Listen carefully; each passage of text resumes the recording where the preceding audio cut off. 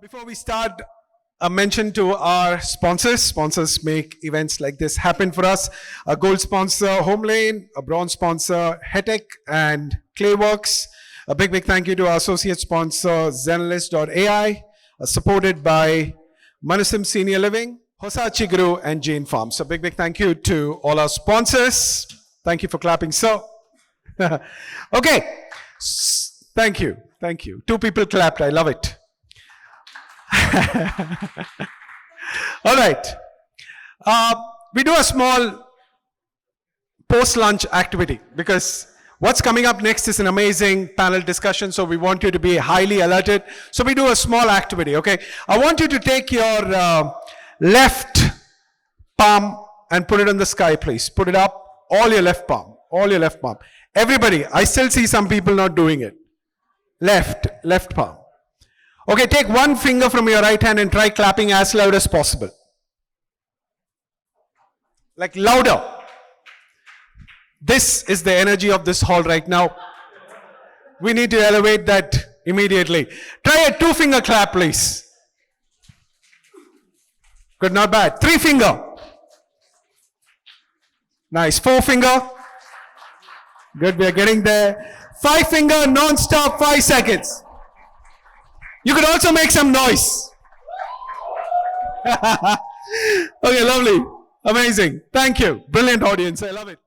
Angel investor with over 40 investment across India, US, Southeast Asia. Ladies and gentlemen, put your hands together for Ankur Pahwa. Sorry, sounds a bit like a WWF, but I just wanted to get a little energy up. Okay. Joining Ankur is another brilliant panel. Co-founder, partner, Fireside Venture, an early-stage fund focused on building new-age consumer brand with over 2 decades experience across venture investing, e-commerce, finance, M&A, someone who brings deep expertise in brand building, unit economy, long-term consumer value creation. Please put your hands together for Dipanjan Basu, co-founder, partner, Fireside Venture. And joining Dipanjan will be another brilliant panel, somebody who heads the company Earth Fund, supporting early stage prop tech and urban tech venture with over 25 years of experience across corporate finance, venture capital, private equity and entrepreneurship. A chartered accountant and a company secretary. Please put your hands together for Abhay Garg, head Earth Fund, to kindly come and join us. A big round of applause. And somebody who is going to moderate this session. Someone who is a journalist, a storyteller with over 25 years of experience across leading publication, including New Indian Express, Business World, Your Story, known for his sharp moderation and narration depth. Ladies and gentlemen, put your hands together for the founder, Upstreamlife Media, Vishal Krishna, who's going to moderate this session for us. A round of applause to Suviraj, please. Thank you. He's got us starting. Thank you, Suviraj. Thank you. Right, how's everybody? All well? Yeah, excitement. That's amazing there. So how many entrepreneurs in this room? Show of hands.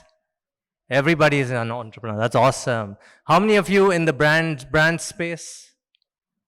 Only 2. Okay. Other entrepreneurs in tech, is it? Show of hands. Okay, great. That makes sense. But okay, we're going to do a little justice to this. We're going to be inclusive because tech is everywhere. AI is replacing us, not so much. The only thing sharp is people in this panel. Their wit will amuse you, not just amuse you, you'll learn a lot. So Ankur, Dipanjan, Abhay, looking forward to this. So where do we begin? So Ankur, Dipanjan, start with you because access and aspiration. I remember 26 years ago, I would look at a Louis Philippe store and say, can I afford that thing? Right? And there was aspiration, but no access. What do you mean by these 2 things, these 2 terms? Please, over to you. There. Yeah, hi, good afternoon. Always difficult to have an after lunch session. So, thanks, Vishal, you have to keep the momentum going.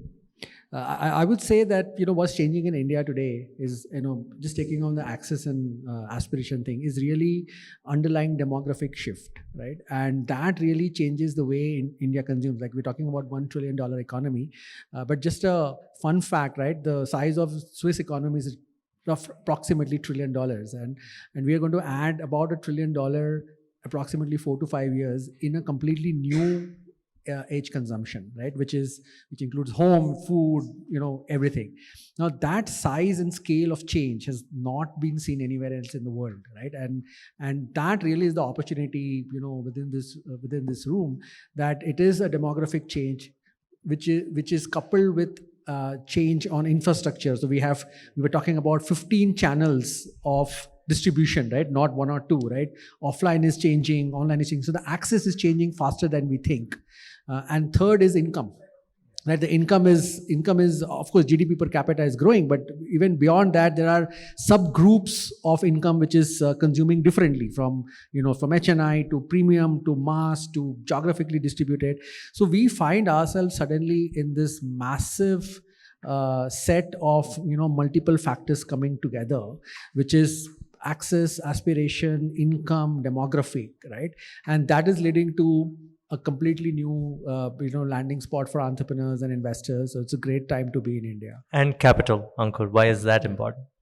I think just on the aspiration piece before that, I think we've moved from roti kapda makan to achhi roti, acha kapda, acha makan. And I think, and the categories are actually moving in that same order, as it stands. I think the issue has never been about capital. It has been. Capital is always a challenge or can be a challenge. I think what's changed is the troika of things that Dipanjan alluded to already. But I think there is fundamentally more than just these, right? I think the enabling infrastructure that exists to make things happen, and therefore to deploy capital efficiently and to scale, I think is really one of the biggest things that got amplified. We can go back and think of the UPI moment as a point of time thing, but actually it isn't. The evolution of that and all the underlying technology, public infrastructure, the support that's gone into building that is really what's enabled capital to get deployed, in a meaningful manner, and continues to be available to deploy more so, over the coming. I think if you put all of that together, right, I think the biggest thing now is that there is certainly a stronger bearing on intent and aspiration coming together to create what I would say is more personal. Our personality is getting stamped on our consumption. I think that was never the case as much before. But today, I think that changes dramatically. And I think that you can see across all categories, not just home, right?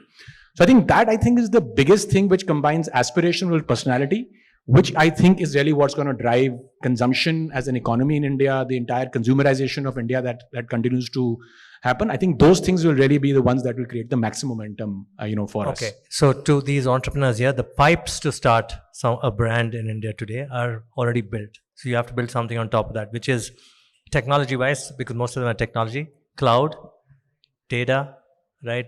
Access to data is easier now, right? You can start immediately and you don't have to worry. Dipanjan, am I correct in saying that? And that's what allows them to scale faster. And they don't even have to be on marketplaces, I'm thinking, Ankur. I think every business will have a different model. The kind of categories you play in will ultimately define what the right business model you follow is, right? A marketplace model works, a brand model works, a mix of both works, but I think it will vary by category. Okay. I don't think there's a straight answer to say only one works or the other. Certain categories like home, at home, yes, there are better models which may evolve, but I think ultimately it's an hybrid approach. Route to market continues to be something that will evolve over a period of time and will be different for each category or each subcategory. Right. The data says that India over the last 10 years has produced more than 10,000 plus brands. And there's a lot of people who say it can go to 100K. But then there's people who also say that a country like the UK has more brands than India at this point of time. Would it be fair to say that? Or is India going to outbeat them in terms of brands and consumption? I would certainly think so. But just a fact, 70% of India is still unorganized.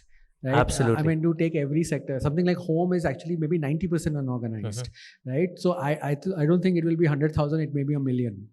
Right? Okay. If you to really put it that way. Said 1 million, right? Yeah. And guys, you're going to have 1 million brands and I'm sure they have lots of access to it. Yeah, absolutely. And that's information for you. So we underestimate the real, the size of what exists. I think, but as Ankur mentioned, the way to build it will evolve, with AI and other over time, but the opportunity is just unbelievably big. Okay. And the challenge, sorry, just to conclude on that aspect, I think is also the thing we get wrong is, we keep indexing everything to 140 crores. Yeah. Not true, does not work. Most brands will not serve all of them. And that's why I said, I think that level of nuance is needed for every category. Right. And every strategy for each category, therefore, needs to build that in as you think about what works and what doesn't in any of the categories. Okay, guys, you would have caught the gist of the conversation by now. Those two will cover the home, but now we'll also talk about housing. That itself is a huge category and it has a lot of B2B. You want to explain to them what housing, because everyone thinks housing means, is it building a house? But there's lots of brands there as well. So you want to talk about it. So let's look at, it's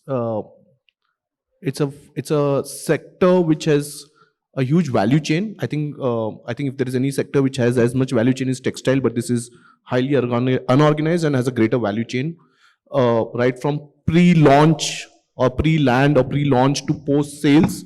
I think is a set of B2B activities where you interact with the builder and there is so much tech that is getting deployed, and which is why we launched Earth Fund, trying to bring tech to the built environment, right from identifying land and doing, topography and assessing the topography to design and the tools around design. We are looking at companies which are doing 3D modeling for automotive sector, looking at 3D modeling for buildings and flats and those kinds. Then there's construction technology. Then there is alternate materials. And then there is the whole monitoring and sales and post sales. But insofar as brands are concerned, it's very interesting because we don't see or hear about these brands, so to speak, because the buyers and sellers are in a B2B context. There are contractors who are placing the orders, and then there are builders who are buying it, and then there are large players actually, but unrecognized or under-recognized. I think the interesting part as far as even this audience is concerned is what happens once you and I purchase a home, right? As opposed to, again, common knowledge, there are at least 30 categories that come into play once a home is delivered by the developer or the builder and the keys are handed over to you or to me or anyone else. Now, the funny part is that in these 30 categories, the only brands that you and I would know about are somewhere in paints, somewhere in furnishing, somewhere in tilings, and somewhere in fittings, right? There are 25 categories where there are no recognized brands. Give us a category we don't recognize. You won't have a category in doors. You won't have a category in handles.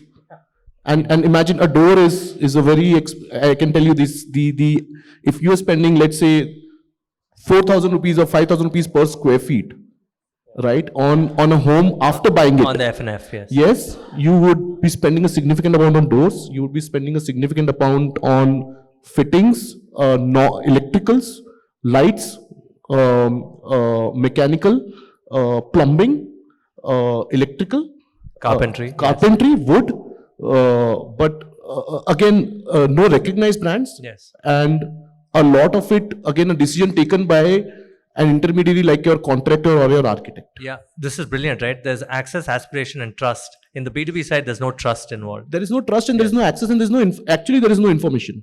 You and I don't end up taking a call unless it's an Asian Paint or it is a D-Decor or it is a tile, Kajaria, or, and this I'm saying is again, very specific categories, and even there is headroom. So like Dipanjan said, there is so much fragmentation, there is such an unorganized market. It is so regional, it is so city specific, it is so architect specific that I think we are only, we are only scratching the surface. And what's interestingly happening is, and I always believe information is creating aspiration. Yeah, and we are only scratching the surface with this. I mean, that's why I keep saying this panel can go on for 2 hours. There's so much information. We are not even going to touch on energy and sustainability today, right? So let's go on to the decision making, Dipanjan, Ankur, Abhay. Who's taking these decisions for these brands to blossom today? You mentioned that you've done a report where people who are 25 and younger are making decisions today, right, for home purchases. And Ankur, I know you have a thought process there too, but South India, North India, East, West, there are many, regional differences we have discussed. What is driving this change? Let me start with a very interesting story, right? And some of us who have lived in the 90s and we were born before that, we will always used to look up to our parents and say, one day I want to buy this type of shirt, I want to have my father's shoe or my mother's skincare routine. And you were lucky if your brother gave you his shoes or whatever, right? Normally, if you're a younger one, you'll be handed down what your elder brother is or a sister is, wearing. And I think the biggest shift, which has happened in India is this matrix is exactly flipped, right? So today, the kids or the teenagers or whoever will looking up and say, okay, this is what my father is wearing. This is what I'm not going to wear, right? If this is what my mother is using in the skin, this is exactly I'm not going to do, right? And the mother is saying, okay, if this is what my daughter is, wearing, this is what I want to do, right? And this is completely Each of them are influencing each other. The mother's being influenced by the daughter or vice versa. All that's happening, right? yeah. Which basically means people want to do what the younger people are doing, right? Whether how their choices of food, the choices of their clothes and makeup and so on and so forth. So that is fundamentally change the way the brands and the architecture of what is going to work will work, and therefore if you take any large company like a Unilever, right? If their strategy 20 years back would be, hey, Unilever would be, I'm just using Unilever as an example, but it's true for everything. Is that if I were to become $1 billion brand, I will have 2 brands which will be $500 million each, right? And I'm going to really go distribute it out. I'm really going to market it. I will use Salman Khan to go, spend, on the ad, and therefore I will be loved and used by everyone, right? To Ankur's earlier point, that has completely changed, right? Today, I don't think any brand, and I'm taking a little aggressive view here and say 20 years from now, 10 years from now, I don't think any brand can be very large, right? Just by how the consumer behavior is working. We'll get to that ceiling also. That behavior, the decision making to your point, Vishal, is therefore driven a lot by the new consumer. Even if they are not using it, so the spend is not happening by the young consumer, the spend is happening by the parents and by the elder people. But the influencing of, how the home looks, what kind of door they should have, what the door should tell a story, and you're getting to points where everything is a brand. Wasn't that interesting? He said door knobs. Yeah, absolutely. They should look in a particular way. I mean, that I wouldn't even have thought about it. You'd think these are all commoditized. So this inverted decision making of what would come inside the house is actually the opportunity. So I want to ask you, how many of you take decisions on doorknobs? Door handles. Nobody. Door handles? Nothing. See, there you go. That itself says that it's a massive opportunity. And you're right, only 4 or 5 categories get recognized. And decision making there, I don't know who's going to make that decision. A younger person? So I was out. Because that's certainly not marketed on Instagram. It is, and I was out with my daughters, 17 and 10. And I realized that my wife and I were pushed to the back seat to say, okay, there are certain areas you guys just don't take calls, okay? Whether it was some backdrops in the house, some wallpaper business, some of these very, obvious, very visible things. Let me put it like that. What's visible is something the younger folks are taking calls on. What is more inbuilt, or which is more, let's say, safety or technology, perhaps. Automation, maybe you may get some chance to put in your view, but if it is visible, then you take a back seat. Interesting. Just to close on the decision making, Ankur, your thoughts? I also think it sort of varies by the point of time of when this consumption is happening, right? I think in a new home, the decision making, the process, the influencing, I think is very different, right? Because typically you will have, let's say, an interior designer involved. You may be, working with, with agencies, Homelane, for example, or others, right? Who help you decide, design, craft, and implement. And I think there's a lot of influencing and decision-making support that happens there. I think the renovation market, or let's say the uplifting the room, or shopping by room or by corner, which is after you've lived in, I think that is a very different decision-making process, because there generally you're not looking for anyone external, right? It could be children who are making those calls.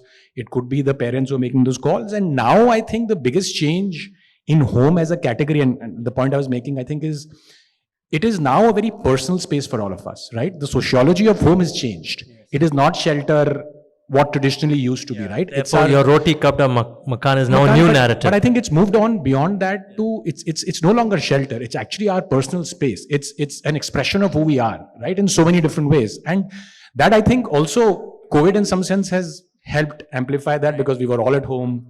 We've understood, the space better. We've understood utility better. I think it's also withstood after that. It's not just that COVID was the only. You wanted to give a decors example, right? That itself has been disrupted. I think it's the same point, actually. If I just extend that, I think the point is that because it's now become, your personal space in many ways, the decisions that you make there are much more personal, right? It is not a cookie cutter approach that you will take. It's not just picking, let's say, a wallpaper from 10 options. It's picking a wallpaper that fits the look of that space. How do you search this?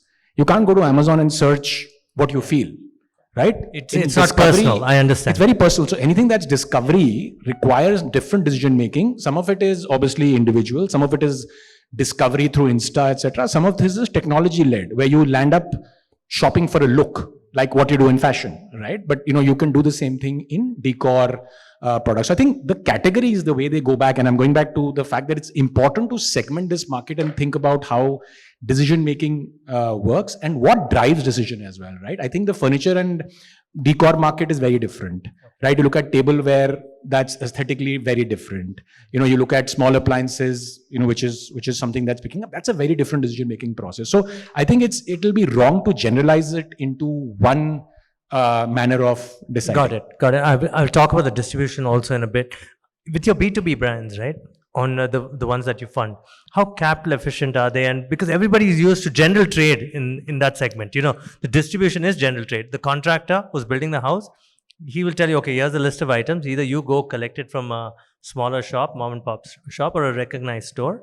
How will that move in terms of tech, and what's the decision? So there is significant difference between building a B2B versus a B2C brand, and I think capital efficiency measures are favoring B2B, but then your sales cycle is longer. Your penetration is a different mechanism. It's a different method to the madness. You can't you can't sell it the way you and can't build it like you build a B2C brand. And hence your customer profile, your margin profile, your working capital profile, your capital profile overall is a very different positioning and a different understanding. You need to understand the trade more than you understand the customer, in a manner of speaking, because there, as in Dipanjan can share a lot more on this in terms of a B2C brand having its own marketing spend and efficiency and return on capital, or a cost of acquisition, versus a B2B, a very different customer, and hence a very different capital and efficiency and acquisition strategy. And channel is still physical, right? Channel to an extent, because you'd still need a distributor and a super stockist, but again the capital efficiency can vary, given that sales cycle is shorter, or rather your sales is shorter, but your conversion cycle can be longer. So I'm asking, 90% of that market is disorganized, right? 95% of it is disorganized. What is the organized percentage going forward in 5 years? Do you see it go? I mean, they say organized retailing is still 10%, including e-commerce. That itself tells you India has a long way to go. So in this B2B, I don't understand the B2B market. So channel versus brand, right? I think the channels are fairly organized, or rather the channels are well set as far as a distributor or super stockist or capital efficiency. I think from a brand recognition standpoint, I think it will be a very interesting journey. I don't see a lot of consolidation happening, but it's a lot of brands will exist or coexist, because it will be very regional. Because nobody wants beyond a point. I think it will depend on the aspiration of individual brands. But even creating a 500 or 1,000 crore brand actually will not be difficult. Margins may be different, and hence you wouldn't want to be known nationally, or you wouldn't want to probably spend monies on ads, and you'd still build a very big business. So it's a very interesting space. I just want to supplement that point. I think it's actually not true necessarily that margins are compressed or will be under pressure. And I think that goes back to the point on product, right? I think, home as a category, leaving the math of the size of the market aside, and that's I guess those numbers are always debated. If you look at home very clearly, right, there are head categories. And head categories potentially are where brands work better. But the other truth is that a large part of consumption at home are actually not head categories, they are torso and tail. Torso and tail categories to try to build a brand is very hard. It's probably one of the things that most graveyards will be built around, right? So I think if you think about it, and maybe this is one of the elements of what the right route to market and operating structure is, but if you think about a marketplace model where your torso and your tail is all marketplace driven, margins are much higher because the end state is fragmented suppliers. These are not brands that you're dealing with, right? You're buying a bed sheet of a certain size, certain color, certain finish. You're not buying a brand there necessarily, right? So I think if you think about it, and if a platform has all of them, always torso tail will be the ones where the margins are the maximum, but then the values involved there will be much lower than the head. And if you combine all of them, which you own some part of the head brands, everything else is marketplace and platform. Higher margins, higher capital efficiency. A lot of them actually land up with negative working capital on marketplaces. So that mix is finally what creates probably a winning platform. And that in some sense addresses the point you were also making about what the glass ceiling is, right? And what is finally going to be defensibility for any of these brands. I mean, you can do air fryers to toasters to coffee machines, but the market is that it is what it is, and design and technology beyond a point are not going to be it. Distribution will come in, and distribution will require capital efficiency as well. So I think there are models that create high margins. It's just a matter of figuring out, again, which categories, where you are, and how do you create that amalgamation. By the way, not all categories. If you only do head, you can't necessarily be a great platform either. So it's a mixture that's an issue. Ankur, Dipanjan, a quick thought on these. You want to say something? Just one dimensional add, as opposed to many sectors or segments, I think in the home, there is an added layer of service. So certain product categories will require a very important and integral service element to it, right? Which will probably be the differentiator. So as opposed to many, you sell a shoe or a garment and you're done with it. As opposed to many, let's say home automation, let's say doors, right? While you might have some of them which can be sold as products, I think the way we are segmenting it is also to say which is the service element.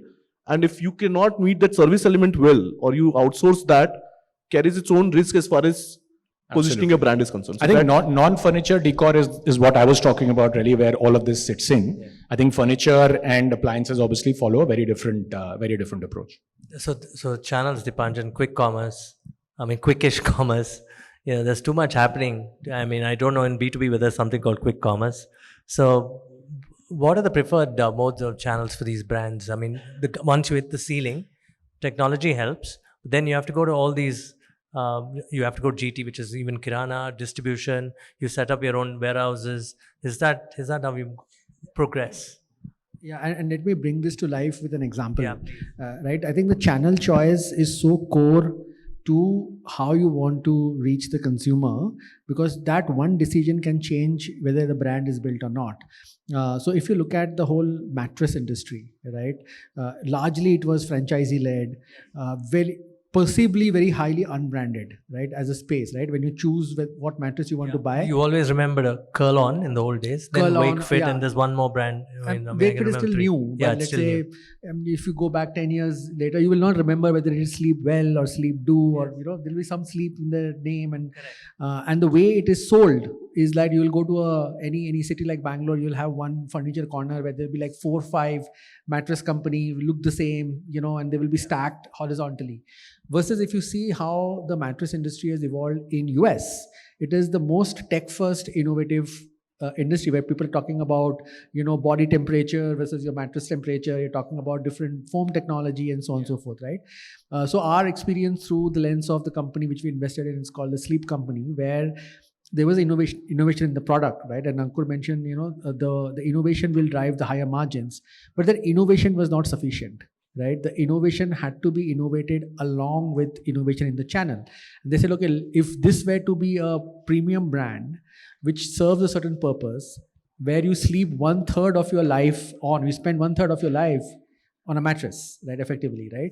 So that cannot be an unbranded space. It just has nobody attempted to speak about the brandedness of that product, and that really is what is I would say is changing, because the way a brand like Sleep Company sells to its consumer, which is largely online, but the entire actual sale happens offline. So there is a true omni-channel which has kind of emerged there.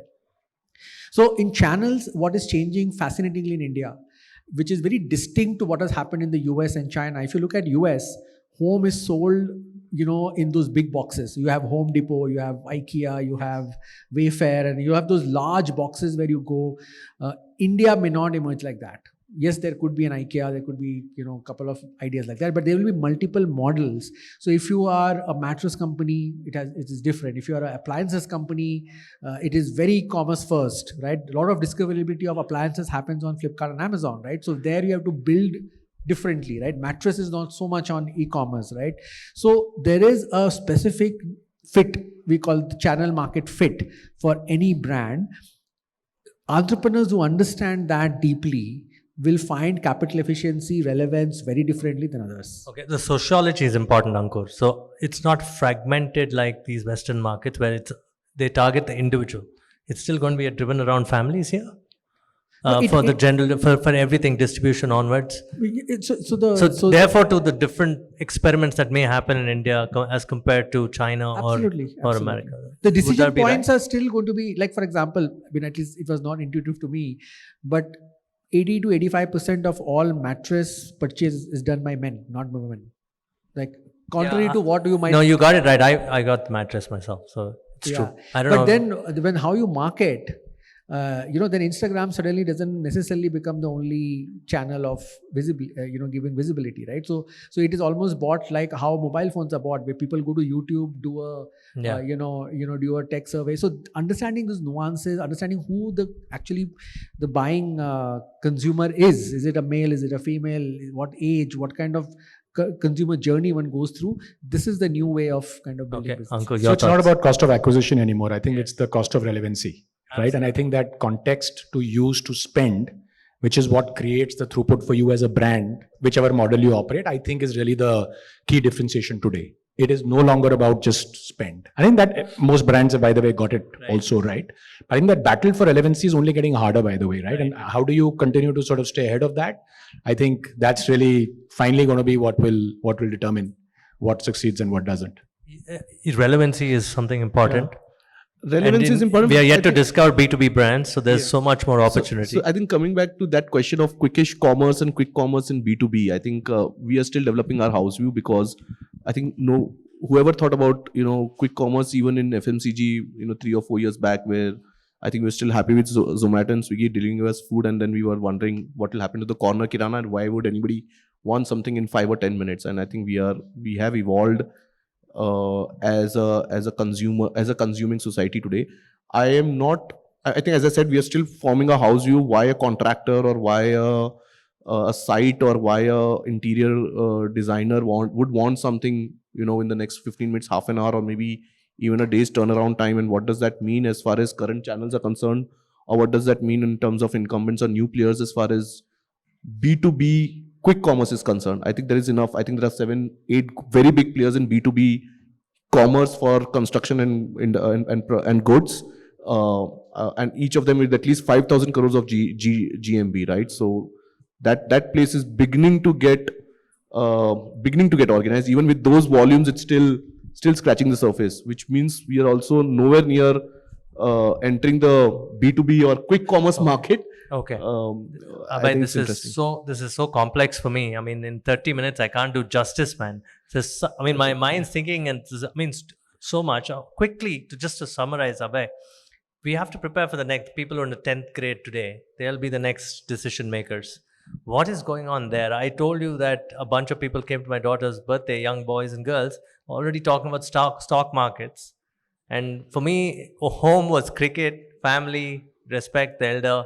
But that's kind of thing has changed now, isn't it? So quick thoughts on what can we expect from the new consumer? 5 years, and it's only 5 years away. So please. And then we'll open up to you. You guys, you're important. Please keep your questions handy. I think tech first, Instagram first, Like first Instagram first. Okay, you can't get away with these platforms. Okay. Oh, okay, sorry. Okay, so tech first, Instagram first. I think FOMO first. FOMO first. Wow. Yeah. That's scary, man. That it is. We are in scary times as far as consumption and adoption and brands are concerned, and I think tech is concerned. But I think they are getting as smart, equally smart, as fast as they're seeing new things. So I think there is an element of being value conscious as well. And being price conscious. So we are in very interesting times because those teens and those 10th graders and 12th graders are also thinking that is this the next business idea and can I really make money out of it? Yeah. Or is there something that let somebody else burn the money and then when the time is up, we'll move to the next thing. So quick thoughts from you. Yeah. Yeah, I think looking at the screen there, I'll be quick. I think building personality first versus functional first, I think is the biggest change. And I think decision making will move much more to that. And I think products that get built, keeping that in mind, probably will find more saliency, in times to come. Dipanjan, your thoughts? I would say, not repeat what has been said, but personalization is something which is what it means for me. But let me also let me ask a different question to myself. We always ask, what will not change? Right? I think a lot of things are changing, but I will go with what Abhay is saying is the value is something which is not going to change, right? Because no matter whether we are, tech first, all of that is true. And India can burn you there if you don't provide value. Yeah. I've learned, the McDonald's and KFC's learned that. Correct. So value will constantly, at least in the Indian context, will remain number one. So I can tell you this, my 10th grader is smart enough to go and check the price of the same product on 3 platforms.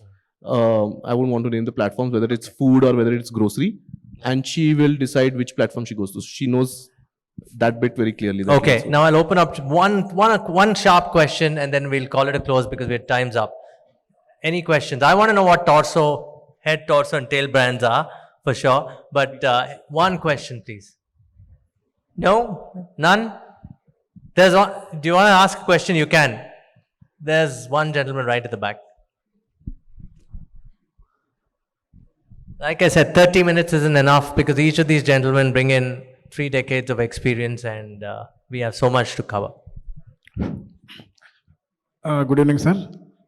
I just want to, I'm just out of curiosity, I'm asking, so how do you build a brand?